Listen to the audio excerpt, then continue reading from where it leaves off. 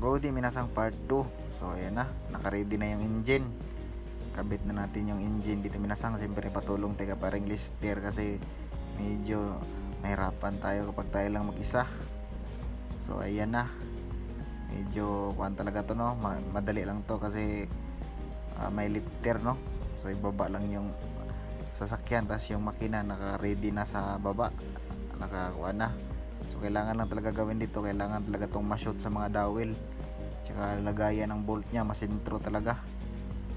So kailangan talagang sniper dito. So napatulong tayo kay paring lister, no. So ayan na, ini-sniper ko na dito yung mga dowel na kailangan talagang ma-shoot para iwas tabingi yung pagpasok natin sa bolt. Diyan na, pasok natin dito yung engine, tapos yan, kinabit ko na dyan yung engine support. So dito pala na time, no, pa chill lang yung mekanikong hapon ko, no, tingin lang sa atin dyan. So kailangan talaga, no, na kahit dahan-dahan tayo, kailangan talaga iwasan natin yung back jab talaga para hindi ma-discourage yung hapon sa atin. So pero medyo dahan-dahan lang tayo dito kasi alam niyo na kunti lang yung sahod natin, tas kuan pa tayo sa trabaho.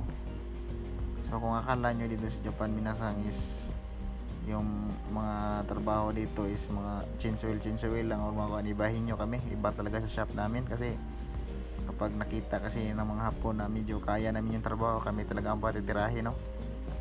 Tulad nito, bihira lang to, UGT lang kami dito sa Japan, no? Pero kami pinapatira ng mga ganitong trabaho na imbis sa mga hapon talaga to, kasi Japan to, di ba?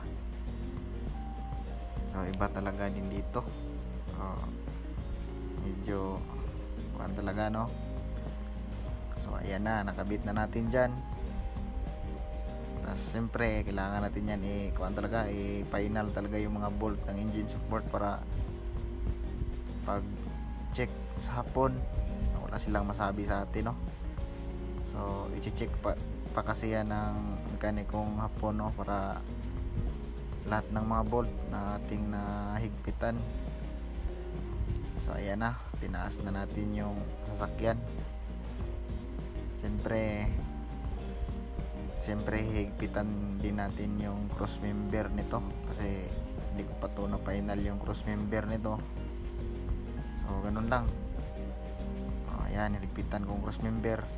So share ko lang to sa inyong video na to para sa mga mekaniko dyan kung gusto mag-apply dito sa Japan.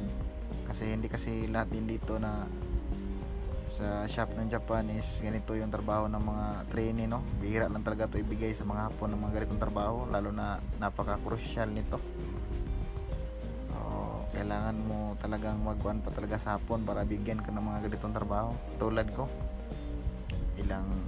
isang taon din na umahigit nagkuhan sa mga hapon, no, kaya ngayon medyo may tiwala ng hapon sa atin, kaya sa atin na to pinigay ng mga ganitong trabaho.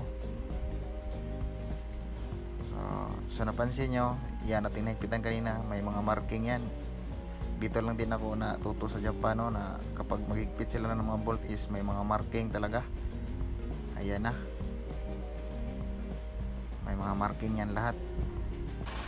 So ito na yung makina, andar na yung makina, no. So pinapass forward natin kasi mahaba na kasi yung video. Tingnan nyo naman, no, may mga marking yan, may mga injector, sa mga injector, may mga marking lahat yan. Yeah. So yun lang, no. God bless.